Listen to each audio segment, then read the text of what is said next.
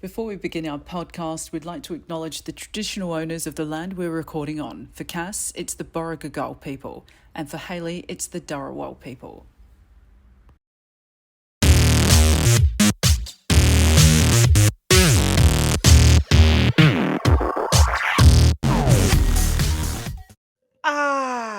After 10,000 years, I'm free. It's time to conquer Earth. Hi there, this is not Jennifer Coolidge, and that was my audition for Rita Repulsa in the new Power Rangers Gay Force. It's all full of homosexuals. Anyways, I'm not sure if I can talk about that. So in the meantime, listen to Drag Me Out Official and talk about that with your friends. This video is not sponsored by Jennifer Coolidge or Power Rangers, but supported by a flaming Midwestern homosexual with nothing better to do at this time. And listen to the podcast, dumbass. Now, a quick word from our unsponsored sponsors.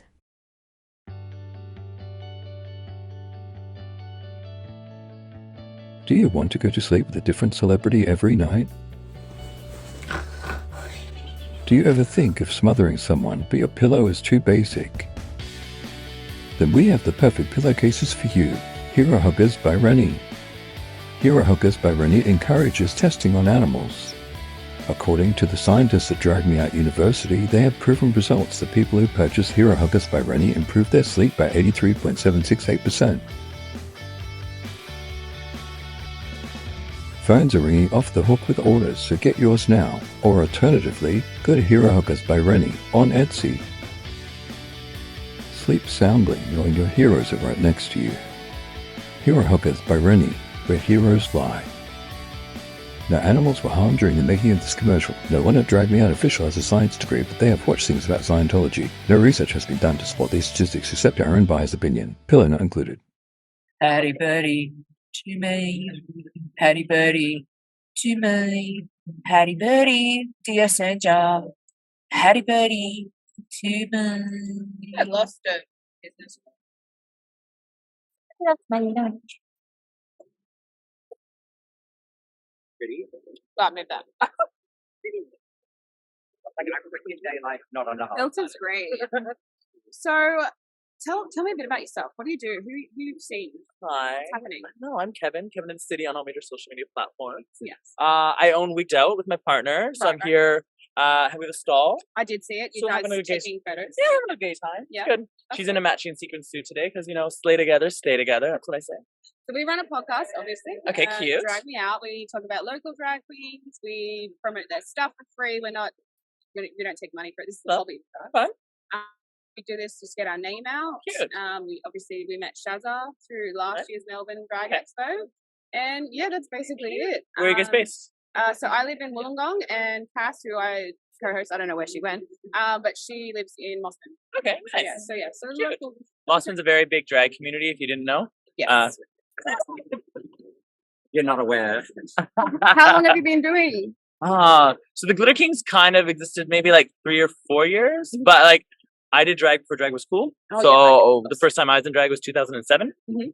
So before Drag Race existed, before things, when it was subversive, when it was like difficult and scary to do, and like it's a little scary to do, but like just when it was like more of a statement. I just don't make a very pretty woman. So my drag has evolved into this. I was going to say, So- did you start off as like full? I did full drag, like traditional, like baby, like, but it was like drag back then and in North America, just like not as elevated as Australia is already. So it was always kind of like female impersonation almost, but like I wasn't looking like a female. So Right. I don't know who I was impersonating. But yeah, so like I did drag then as like a hobby and like to fit in with like my group of friends, and like that's drag queens kind of raised me when I first came out. And then I just like at my heart I'm a drag queen, and I just present in a more masculine way. So masculine. So masculine. I did have a question for you. How do people find you? Socials? At Kevin in the City Kevin in the on City. all major social media platforms. Definitely follow that. Cute. Yeah. But yeah, of course. Well, thank you for sitting down. No worries, thanks. And- well, shoot me a follow and I'll shoot you a follow back. Of course. Are we actually filming? Yeah. I love it. That's great, right? Is that filming? Welcome to Drag Me Out. I'm Cass. I'm not pregnant, but scared the crap out of my husband. Oh, did you? who went to like, he's like, I almost woke you up at 3 o'clock in the morning because that's when he was watching it. It's like, you scared the crap out of me. I'm like, you're welcome. And we're going to talk our usual shit for however long Hailey can be bothered to make this podcast. Might not actually be very long today because, like, I've got stuff to say, but I don't know if it's like a lot. I've got a lot. Don't worry, I can fill in. Okay, cool. You can carry the ship for this episode. I've been very productive. This has been a productive week. Well, tell me about it. How's your week? All right, so bought a house. Yeah. Accidentally. How that Usually happened was I made a lowball offer. Didn't think they were going to accept it.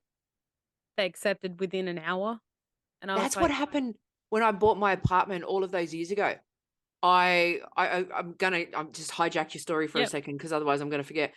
And so what happened was I got the pre-approval for a home loan, and stupid reason for buying it, like an absolutely stupid reason. It was my ex got together with someone and they were together, and I couldn't make sense of why they were together. And we got into this argument. And I said, why are you with her? And she goes, because at least she owns something. So I went, fuck it, and went and bought an apartment, right? I'm an owner now. Yeah. And so I always remember we're talking well over a decade ago, and I bought a 2-bedroom apartment.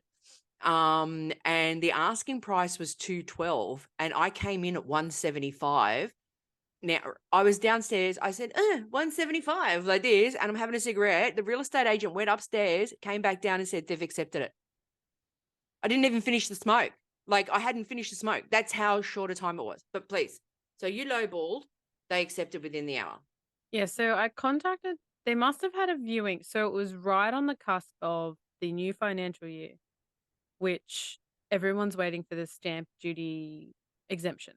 Yep. For July 1st or whatever it was. So no one around here was making many offers. And we had only been house shopping since the Saturday before. So my husband saw 2 before I came home from work. And then I saw another 2. And then I organized another 2 during the week. Right.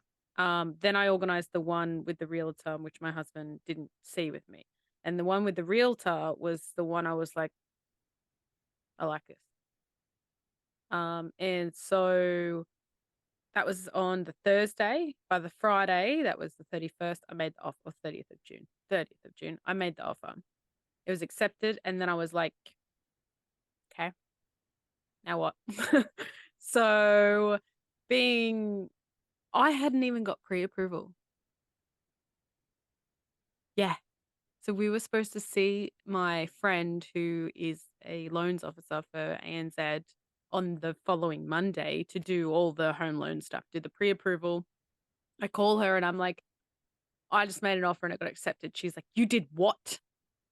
And I was like, sorry about it. Yeah. So we did all the application process. I got a 10-day cooling off period. Because you can do 5 days. This is what they need to teach in school. I've had this discussion with someone. They need to teach you how to do your taxes, how to build good credit. Did I? Oh, I don't watch it. So they need to teach you this because I had no idea. I had to learn within 2 hours of what I needed. So we did the loan application. So I made the offer on Friday, got the 10-day cooling off period. By the Monday, the loan application's been put in. I made her work all weekend. She hates me now. But not really. She loves me. And anyway, so then I had to get a conveyancer. Yep. So that had to be done. I had to get a building and pest inspection. By the way, this all costs money. Yes. Letting everybody know. And it's up to me now. So if the finance falls through, I had to get the valuer from the bank. So when the interest rates were lower, like the 1 or 2% mark, valuers weren't coming out to properties. But now that the interest rates are so high, they're coming out to properties. So yeah. So that's what I've been doing. I haven't even got full approval yet, but it should happen tomorrow. The valuers valued the house because they don't actually value it anymore than what you pay for it. It's just if it's under and there's something wrong with it. Yeah. So yeah, it's kind of moved our settlement dates at the end of August. It's tenanted at the moment, so if when we went in and had a walkthrough with the building and pest, they'd already started packing, so I think they're aware they need to leave. But yeah, so the reason that I sort of made the offer on the Friday was because Saturday they were having an open home, and I knew that it would go on the Saturday. Yeah. Or they would get the offer for asking price. Yeah. So that's what I've been doing. I've been packing like a maniac because I go to back to work next week, and I won't have any time to pack. Yeah, pretty much that's my week. Do they still do the you need to put a 1% deposit? So Yeah, see, this is the other thing that they need to teach you, because I got offered, I made the offer and it got accepted and everything, and then they're like, oh, you need to come up with a 1% deposit. I went, what? It does vary on the amount, but this one was 0.025%. Yeah. So if you paid that and then pulled out, you lose that. Yeah. But I remember like going, I don't have it. And I think it was $485. I don't know why I remember the number, but I do. Well, that and they would said, make sense. You need to come in tomorrow with $485. And I'm like, I don't have the money. I didn't have the money. And then they go, you got a home loan. And I went, yeah, but I don't get paid for another week. I don't have the money. So like ringing up my mum going, can I borrow $485 for the deposit for the apartment that I bought? And she's like, what? But you know what I did that was really fucking depressing, and I wish I hadn't done it, was I calculated the mortgage repayments and how much we would pay over the 30 years. Yep. And it was more than double the property. Yep. Just on, obviously, the interest rate. Mm-hmm. So that's really important, people, is to make extra mortgage repayments because it reduces it massively. Also refinance every couple of years. I don't know if they still do it. So what I used to do was I have a credit card attached to the mortgage.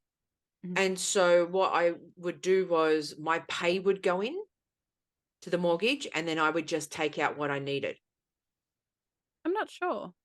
Right? So what was happening was I was smashing the interest. Right? And then they tell you to make weekly payments instead of monthly or fortnightly, because there's more payments in a year. Like there's 52 payments in a year. Yeah. Like, or 25, 26 or whatever it is, a fortnight. You either pay your mortgage fortnightly or weekly. Yeah, so we pay weekly because my husband gets paid weekly, so it's just easier. But yeah, it's still fucking shit ton. It's double what we're paying here in rent. Mm-hmm. But we're ready to move on. We're ready to go. That was my week. It's going to be the next 2 months. That's why Drag Expo is just like the last thing on my mind right now. But yeah, how was your week? It was action packed. It was exciting. It was tiring and long. Mm-hmm. Started the new job. I thought I was going to struggle on the first day because, like, you don't know anybody or whatever it was, and then we finally got to our first little. They were like, "Oh, we can have a morning tea break," and I was like, "God, I'm dying for a cigarette, hey!" And I was like, I can't possibly be the only person in this induction thing that smokes. And then I kind of looked at everyone and went, oh, I think I am. And then this little voice goes, does any other bitch here smoke? And then you're like, we're going to be best friends. That's exactly pretty much what happened. I went, I do. And he goes, that's great. And grabbed onto my arm, and we walked off to the other set of lifts so we could go down for a cigarette. By the end of the day, we were in love, and he's now my work husband. And he's a sweetheart. He's family. Obviously. Yeah. So, yeah, we've just basically, hooked onto each other. I mean, I already know some of the people who work there because I've worked with them in my previous job, but it was actually quite nice to meet somebody different and go, oh, okay, well, so just living my new life in my new job. I am definitely in the beginning of the honeymoon period, but I actually feel more comfortable in this job than I did in my previous job. And I loved my previous job for a very, very long time. You did. And I actually have a better feeling about this job now than I did about the other one. And as I said, I loved that job. So hopefully that feeling goes on for quite a while. So that took up all of my week. I actually had to go into the office 4 days. 4 whole days fucking commuting with the fucking unwashed masses. Gen Pop. And then I finally got to work from home on Friday, and that was good. And then last night, this is going to swing right into my fucking pancreas. Okay. So last night we went and saw Julia Morris. Wait. Before we do that, I got more about my week that I forgot. Okay. Well, we went to Julia Morris and we had a great time, but I do have a pancreas moment about it, and we will talk about that after whatever it is that you have to say. Please. So I did post it in the group chat. However, we're selling a bunch of shit. Yeah, you did comment. So you do know about it. So I sold my lounge downstairs, and the 2 lesbians that came and grabbed it, not assuming it was clearly blatant. Anyway, they brought a ute that wasn't theirs to fit the lounge, and as she was turning around, she got her front left tire. I heard this, and I'm like, oh no. And I looked, and she's got the ute perfect that it completely blocks our driveway. There's no way around it. I could barely squeeze between the gap between the brick wall and her car. Yeah. So I had to wake my husband up. And they're like, oh my God, I'm so sorry. I'm so sorry. I'm like, it's fine. Don't worry about it. We'll fix it. Do you have a spare tire? There should be one underneath. Let's try and fix that. Then we'll deal with the lounge stuff. And so my husband came out, like he whinges that he had to get out of bed, but then you know how men get when they're all like, let me show how manly I am. Yeah. All right. Yeah. So I knew as soon as he got out there, he'd be like, oh, I'll do this. So he gets out, he goes, and then they realize that they don't have a jack because they had just moved themselves. So they've taken all the stuff out of the car. Right. I had to get the jack out of the Barina. The Barina's not going to jack up a ute. So then I was like, okay, let me go for a walk. See around here who's home. Walk across the driveway, and up the driveway straight ahead, there's 2 big utes. And I'm like, right, okay. So I walk up the driveway. There's no front door. I walk up these random stairs, and then I'm on someone's back deck. And I heard someone pottering around. So I was like, hello? Like, is anyone here? I'm not here to rob you. I just want your attention. And he comes out, and he's like, oh, yeah, what's up? And I was like, do you have a jack for a big car? He's like, I've got everything. What do you need? And he got those big yellow fucking fuck off jacks that just jack up trucks. So he brought those down. He had apparently just broken his leg, took a day sick off work. It was absolutely lovely. I should buy him a case of beer, actually. I'll do that. He came down, and both the men are changing the tire. So we got the tire fixed onto the fake tire.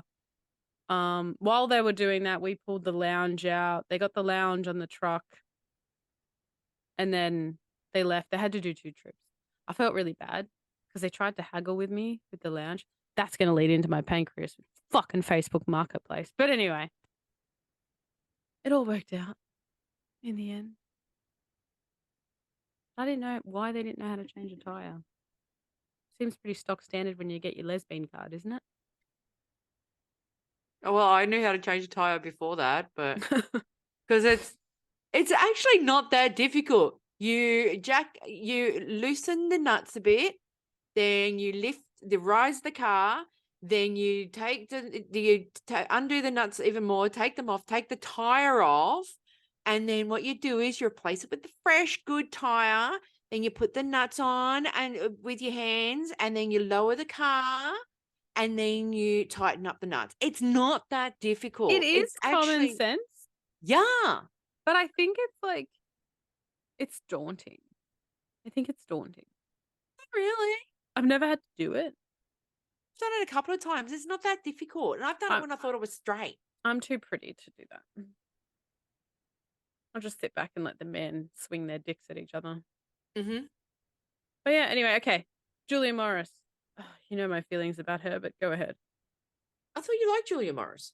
No, she knows the shit out, especially on I'm a Celebrity, Get Me Out of Here. No, she's great. She was No. so funny. No, Like she was so funny. She was funnier on Taskmaster.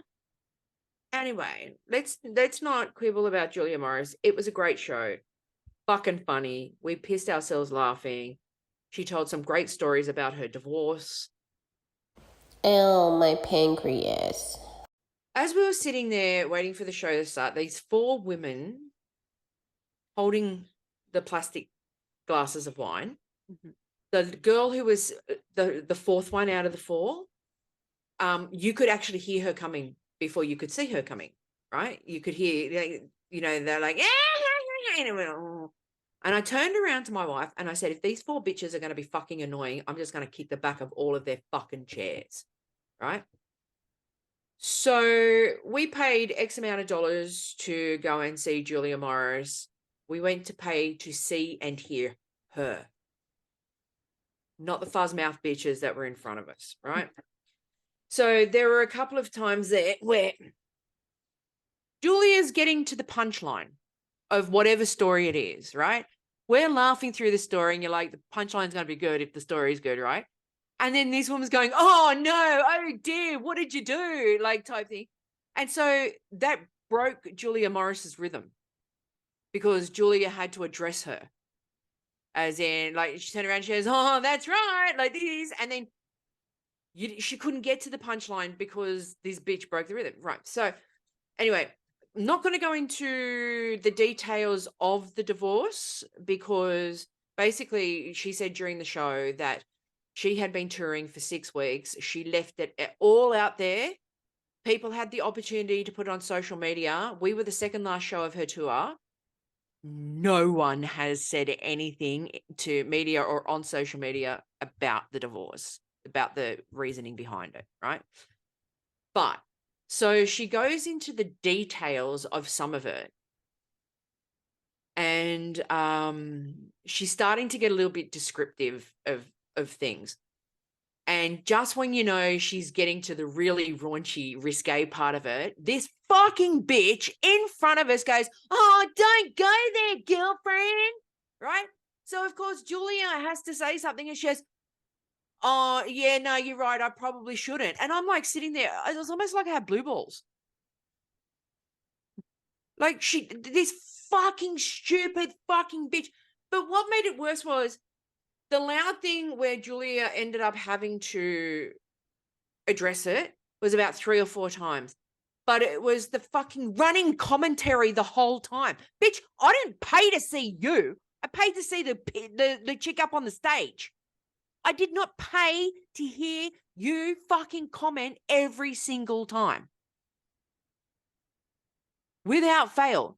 There was like a, oh no, that sounds, but it was so loud. And then the fucking bitch next to me was doing the same.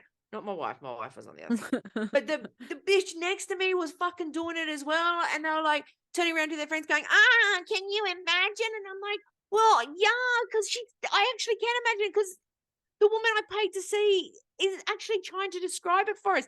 I didn't pay to hear you. I didn't pay to listen to you. Your job as an audience member is to sit there, shut the fuck up and listen to the person that we all paid to see.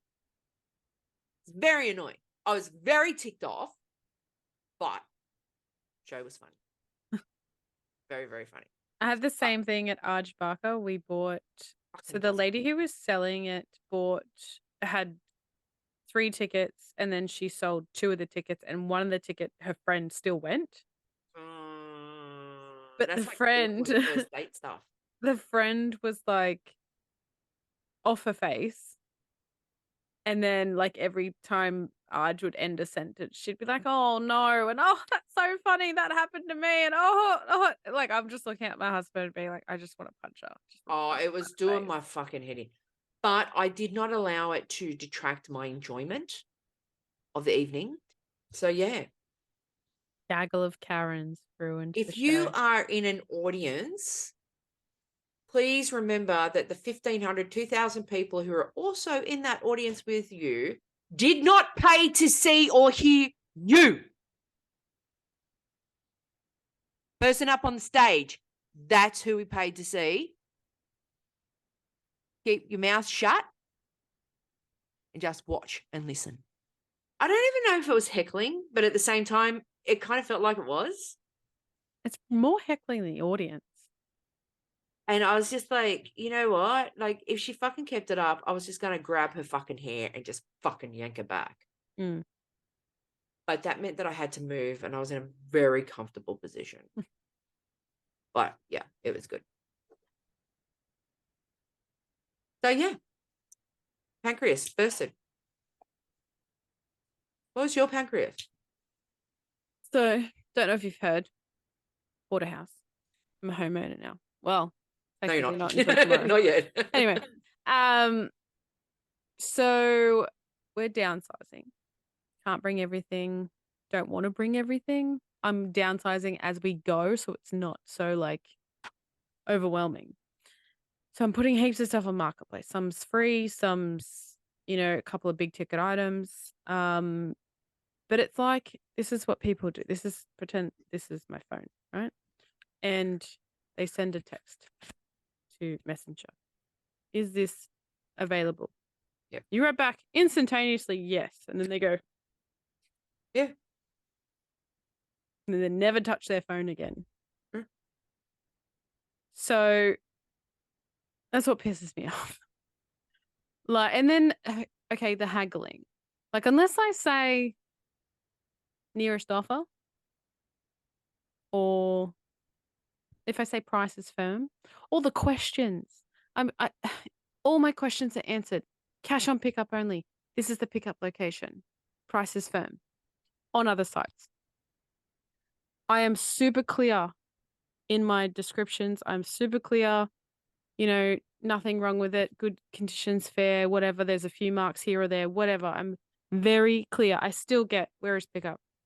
Do you take pay ID? No, you fucking scammer.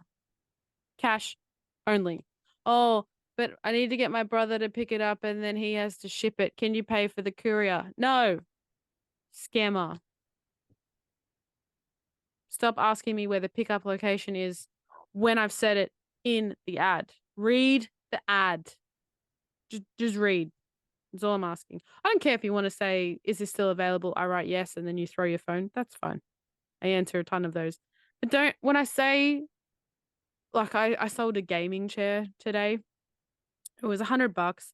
I should have put it at 150, and then people would have offered me 100 and been like, I'll take it for 100. Because I put 100 and my price was firm, if I didn't sell it, I was taking it with me because it was almost brand new. It's been used twice. I'd rather actually kind of give it to someone I like. But anyway, I had all these people. Oh, would you take 75? Oh, would you? I'm doing a gaming room for my daughter and blah, I need it. And I'm like, then pay the 100. Between 200 and 300 brand new, depending on where you get it from. Go buy it brand new. This has been used twice. It's basically brand new. It's got dust on it because it's just been sitting in a room. Stop offering me 75. But I've been very good. Normally, if they haggle with me on Facebook Marketplace, I'm like, yep, sure, I'll take it. But now I'm like, no, thank you. And I move on to the next. But yes, Facebook Marketplace. Just the people on it, man.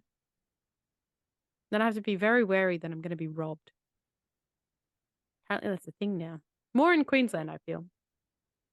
Probably. It was on the news a couple nights ago, people robbing people off Facebook Marketplace. Someone was murdered because of Facebook Marketplace, weren't they? A few months ago. It could have been Tinder. No. It was Marketplace because I remember when I had to buy some of the stuff for a Drag Expo, I did it through Marketplace and I'm like, thank God I got out alive. It was a couple of weeks before then. I've purchased off Marketplace, as you know. Hmm. I have been successful a couple of times, and then there was that bitch at fucking Hornsby Oh yeah. who goes, yeah, be there at X time, and I was there not only 15 minutes early, but I waited for 15 minutes as like after the time as well. And then she was like, oh, and then I just said to her, I said, like, my time is very valuable, so fuck off. And then she's like, can you possibly come back? I'm like, no. Like unless I'm going, say tomorrow I'm going into town. So if I'm going past your house and you're at home, I can drop it off for you. But if you fuck me over and you're not at home, then that's it. Move on to the next person. The other thing is, like, there's a few things I'm lenient with. Like, this lady's like, oh, I've got a chronic illness and my car's in the shop. And it's only a free item anyway. She's like, will you hold it for me? I was like, yeah, shut it around. Just chuck it back in the cupboard. Message me when you're ready to grab it. It's free. Either that or it's going in the bin. I don't really care. So I'm getting more brutal as the more things I sell. But I made about $800 this weekend. So Nice. Pancreas bursted. we're going to talk about. We're going to talk about Fatal Attraction first.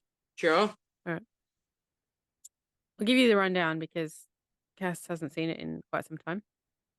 Basically, it's the movie in the 80s that stopped men from having affairs. Yeah. So Glenn Close, not Sharon Stone. Sharon Stone's the other one. Sharon Stone's in Basic Instinct. That's the one. Glenn Close, Michael Douglas. And, he has an affair with a woman. Not really sure why. Just does it. He has a penis. He uses it. And then that woman, Glenn Close, Psycho Hose Beast. doesn't really want the affair to end like he does. Thinks it's a relationship. She stalks him, pours acid on his car, kills a bunny. Boils the bunny. We'll get to that and then so there was actually a few different endings. So in the original one that they released, she planted his fingerprints on the knife and then killed herself. Right. That was the original. It didn't test well with the audience. So then they decided to reshoot the ending and make it more violent. So that's why they had Dan's wife kill Anne Archer? Who's that? No, Beth. Dan's wife, Beth, sorry. Mm-hmm. The only untainted character, shockingly shoot and kill Alex as a statement of preserving the American family. Good for her. Miracle. Miracle. This movie, and I've got the facts. I did my homeworks. This movie is where Bunny Boiler came from. Yes. It's because she boiled the rabbit. A bit brutal. It's a bit much. And yeah, it's defined as after a relationship breakup, the person who wants some kind of revenge, like stalking, harassment, obsessive and dangerous female in pursuit of a lover who has spurned her. So yeah, Oprah said it was a bit over the top. Didn't really like the bunny part. I thought it was gross too. Glenn Close actually has the knife in her kitchen that they use. It was made out of cardboard. She says it's a work of art and it's nice for our guests to see it. It also lets them know that they can't stay forever. She says that the movie saved more than a few marriages. The film shows what happens when a married man lets his guard down and embarks on an affair, only to have it destroy his life. That movie struck a very, very raw nerve. Feminists hated the movie, and that was shocking. They'd felt they'd been portrayed because it was a single working woman who was supposed to be the source of all evil, but now Alex is considered a heroine. Men still came up to Glenn Close and said, you scared the shit out of me. Sometimes they say you saved my marriage. Probably not a great thing. Anyway, one of the reasons the film was so controversial in a negative way is how it depicted mental illness. But Glenn Close saw 2 psychiatrists before filming. So she said that Alex, the crazy psycho, suffered from what's called erotomania, a condition in which a person wrongly believes a person is in love with them. Close spoke to 2 psychiatrists in preparation for a role, and neither said Alex's behavior, especially the bunny boiling, was because of mental illness. Never did a mental disorder come up. Never did the possibility of that come up. So Close said, of course, this would be the first thing I would think of now. She also said I would have a different outlook and played the character differently. Fatal Attraction actually grossed 157 million. So, yes, that's all the facts that I got on that. So I wanted to go into what it was based on a short film. And so they've done a TV series about it on Paramount, and it actually goes into, so it jumps between time. It jumps between when he had the affair and it jumps between afterwards. So he's actually gone to jail for killing her, but you don't know if he's killed her. So he goes to jail for it, and then it's him, and they jump to after he gets out of jail, and he's trying to prove that he actually didn't kill her. So you don't know, after the first season, you're still unsure. They go through like what she did to him, and then they also jump between him in prison and him outside of prison, trying to prove that he didn't kill her. So jumps different timelines. It's actually quite good. It's not bad. A little different than the movie. I think they're trying to key it up to she's still alive and she faked her death to frame him. But we'll see if season 2 comes out, I guess. But yeah. Thoughts, opinions, questions, queries, qualms? No, I mean, it's been a while since I've seen it. Men telling Glenn Close that watching that movie saved their marriage, what is because they'd still be willing to do it had they not thought that their wife could possibly kill a bunny? Like, the idea that there would be retribution that violent is the reason why their marriage was saved. That doesn't I make think it's sense. more that like his life was basically destroyed since having the affair. By the way, the sex scenes in it were awful. Yeah. Oh god, they don't do that well. Straight sex. Yeah. So, roasting or toasting? Look, I'm gonna toast it. It's still a good movie. I could do without the sex scenes. I'm gonna give it 3 toasts. Nice. Yeah. Nice. So toasty. Let me get a little bit of that toast. I believe that that's Glenn Close's first Academy Award nomination. Because she was nominated for it. She's been nominated like 3 times or something and not won. And then the year that they thought she was a shoo-in to win was the year that Olivia Colman ended up winning. So, but I'm like 99.7% sure that she was nominated for an Academy Award for this role. I believe you. God, I'm just trying to think. I'm really trying to think the last time I watched it. It's at least 20 years ago. But anyway, our next one, Wall Street. Made in the same year. On Disney. We're just doing the first original Wall Street, yeah? 1987. Gordon Gekko. Gordon Gekko. I can't wait to see young Charlie Sheen. Young Charlie Sheen was so cute, but he was heavily drugged then too. Aren't they all? Yeah. The 80s.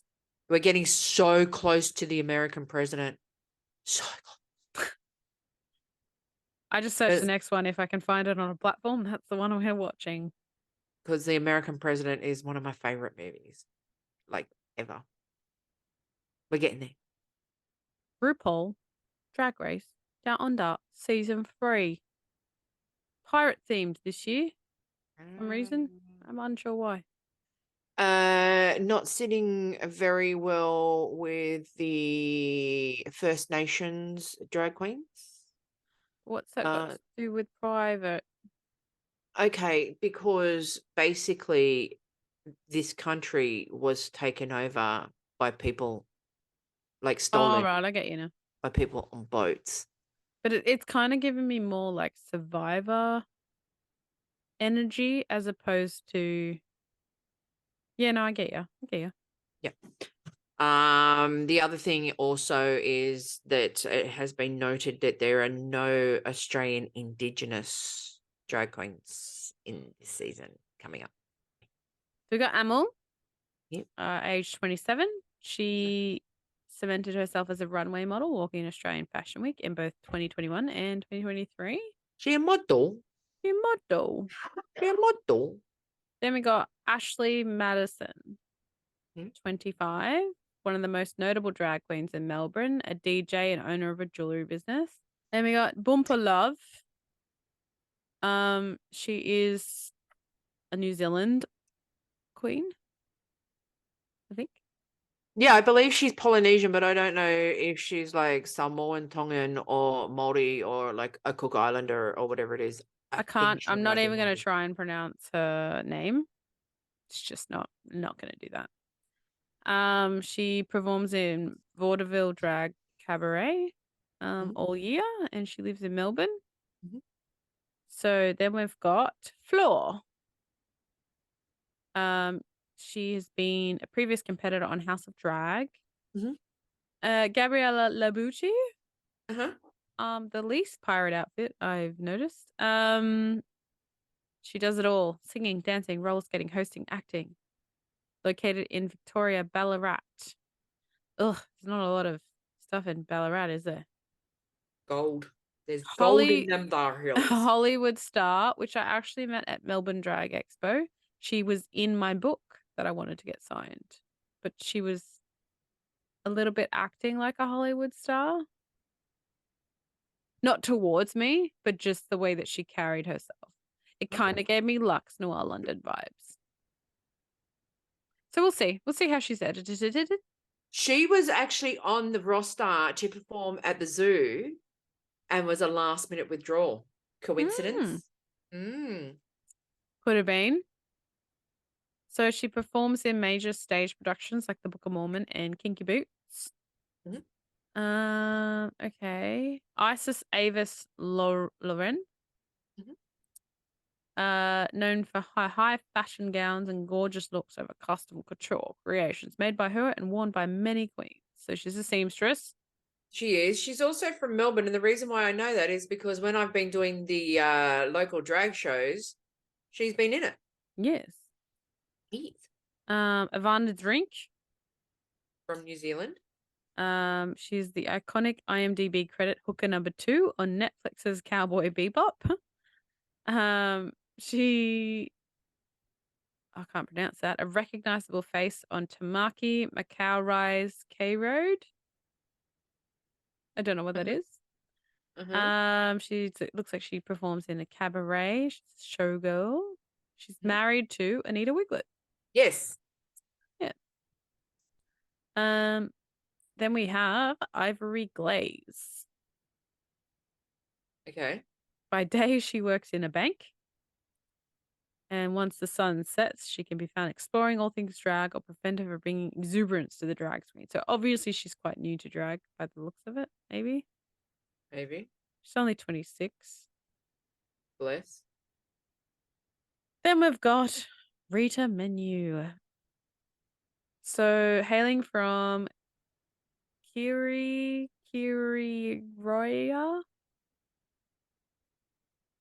Kiriroya? New Zealand.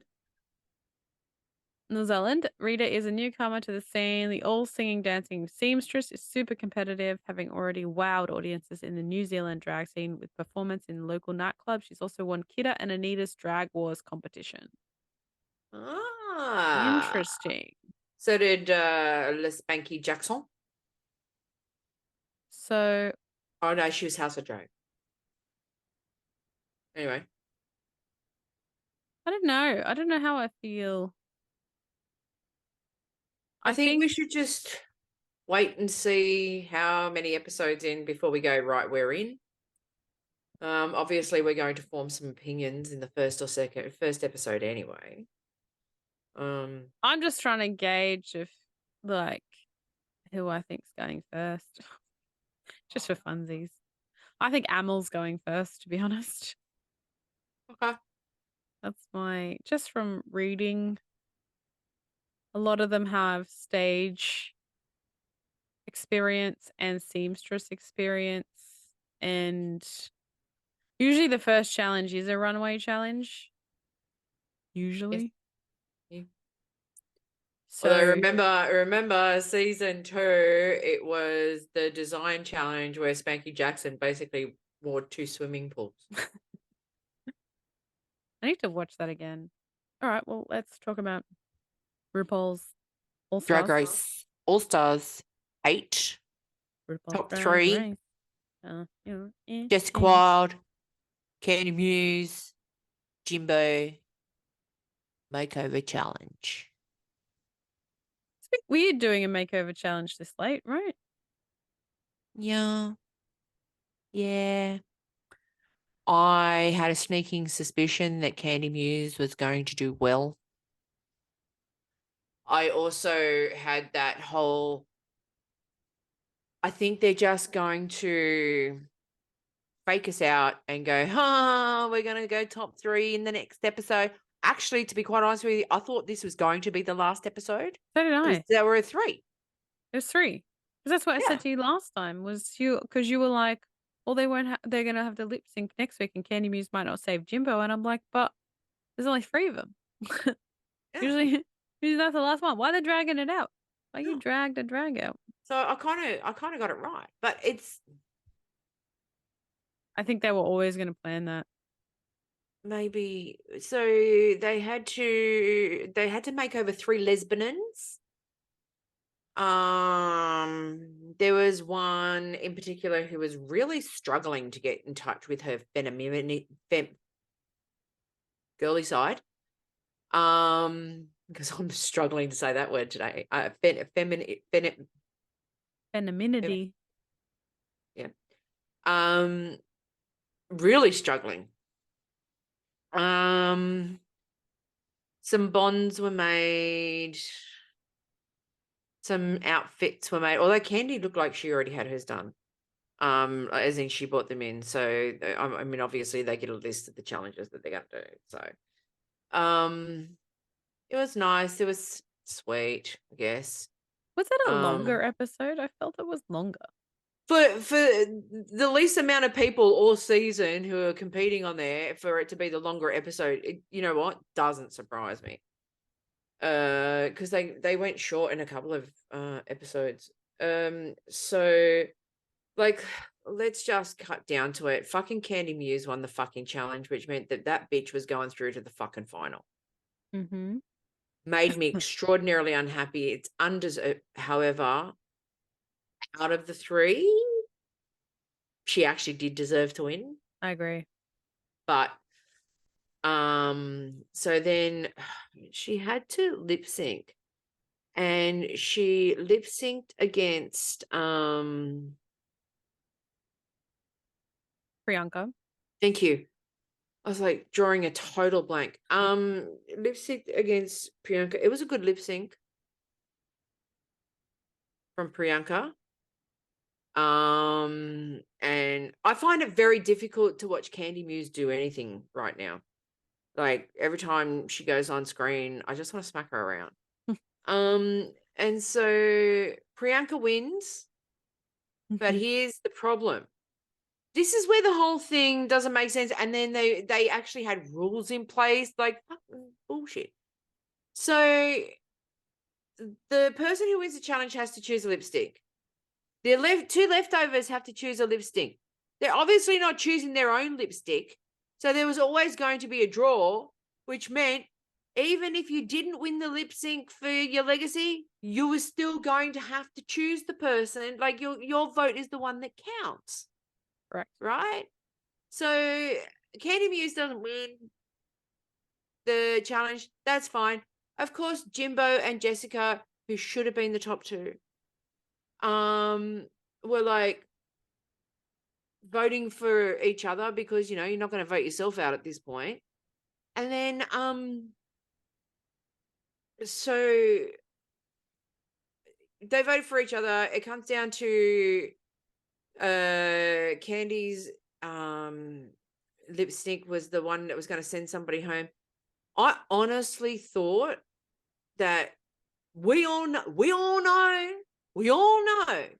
Kandy said opportunity to get rid of Jimbo. She was doing it. Mm-hmm. Right. So of course I went to that place in my head and I'm like, fuck, Jimbo's going. Jimbo's going. Yeah. But then Kandy says I'm Jessica Wilde. Kandy should have sent herself home.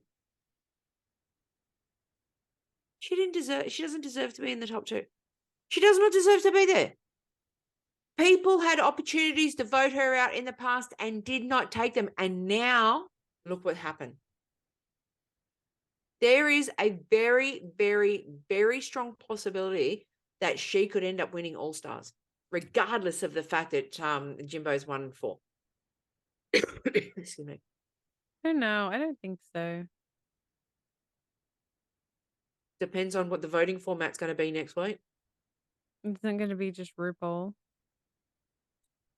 Maybe there's going to be a twist. I mean, this is the first time that we've ever gone heads up into a final episode. Hmm.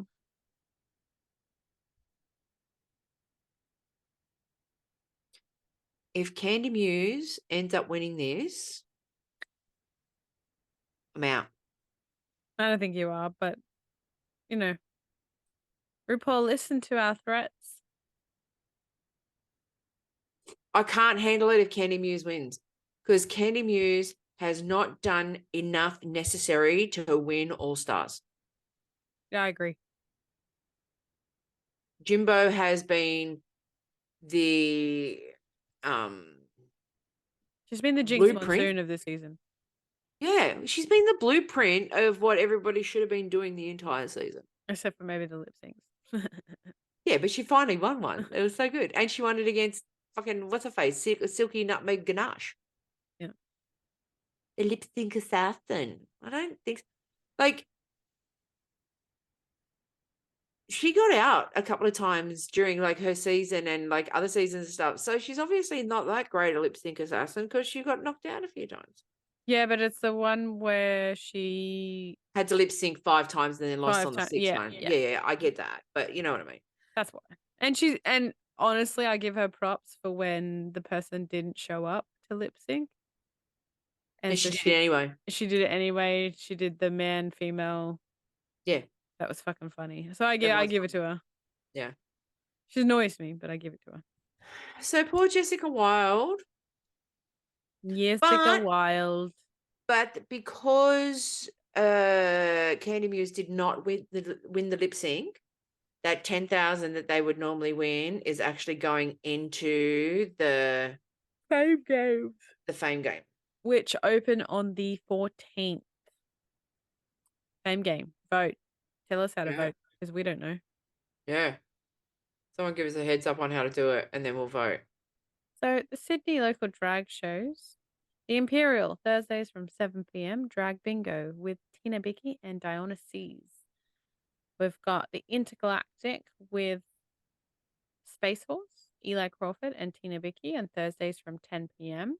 We've got the Vanity's Dream Club Tour at Universal, Friday the 21st of July. At ARC on Fridays, 12:30 and 1:30 a.m. We have Boss with Pomara 5th. 5th? Yep. Pomara 5th? Yep, let's go with that. Then Slayer at the Oxford, Saturdays at 9 p.m. with Maxi Shield and Gabe Woods. And in Melbourne, we've got new gigs on the block at Circuit on Wednesdays with Holiday Night, Aboleth Adams, Ruby Princess, and Zaza Lugosi. Got Hey Henny at Circuit Thursdays from 9 p.m. with a rotating cast. We've got Drag Race All-Stars screening, Molly's Bar and Diner, Fridays from 7:30 p.m. And we've got Drag Bingo, Molly's Bar and Diner, Wednesdays, Isis Avis Loren, maybe, Jemima Handful, and Miss J. I'd like to say make sure you check in the links below. We've got a promotion on now where you can get free shipping with your What She Done Be Doing and anything on the store. Copy the links. There's a code. You can use that once to buy things at the store. www.dragmeout.com.au. Click on it. There's not that many left. And we're going to be taking them to Melbourne Drag Expo as well. So if you want to get them in person, we'll be there. Don't forget to watch us on the YouTubes. Hit like and subscribe and hit the bell for notification. When you're listening to us on your podcast platform, please give us 5 stars, leave a review. As I keep saying, be a shit review. Just leave us the 5 stars. On another note, okay, let's get real here, people. All right. When we put something up to advertise that we are selling it, don't just fucking like it. Buy it. Seriously, buy it. I just bought a house. I'm going to be really poor. Just buy the damn things. Jesus Christ. Like, come on, man. They're one of a kind. They take me forever to make. Mm-hmm. You will not find them anywhere.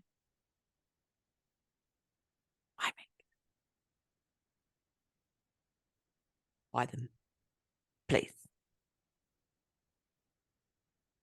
Do it. Also, a DMS with photos, high-res photos. So if you want to be in the next one, send them. Because people are like, oh, but you didn't include this person. I'm like, I have to choose 24 queens. That is hard to do. Only 24. I'm thinking my next version just going to be UK queens. Only a couple. But I think I'm going to do just some UK queens. That'd be nice. Jenny Beard. Cheddar Gorgeous. Yeah. So I think I'm just going to do some UK queens. And I was always going to leave out people because I can only choose 24. We can get them. We can make them bespoke if you actually like send us messages and shit. But you know what? Stop liking. Well, I mean, obviously like them, but like if you're going to like them, buy them too. Like and share. Like, yeah. And don't go, oh, I need, and then like not buy. Because I can tell when you go into the shop. Can you? I can, yes. I have all the analytics of the shop and who goes and who abandons their checkouts and everything. I think I've gone in there like 4 or 5 times. I can look up that specifically, but it like you've abandoned a checkout cart before. Me? Yeah. Yeah, because you told me to. I know. And I don't Thank think you ever you. ordered You it. told me to. You were like, we need to find out something. So you need to put it in the cart and tell me what's going on. I know. So yeah, don't try and make me up a villain. And we also have the new packaging, which is just an A3 zip bag. Makes them easier to sort of carry around. That's probably what we're going to bring to Melbourne or send down to Melbourne because it's just going to be easier. But it makes them cheaper for you guys. But thank you for everybody for watching and listening, and we will see you next week with the final of RuPaul's Drag Race All Stars Season 8 and our review on, forgotten the movie already. Oh, Wall Street. Wall Street, yep. Wall Street. Thanks, everybody. We'll see you next week. Bye-bye. Bye. Dun, dun, dun, dun, dun, dun, dun, dun, dun, dun, dun, dun, dun.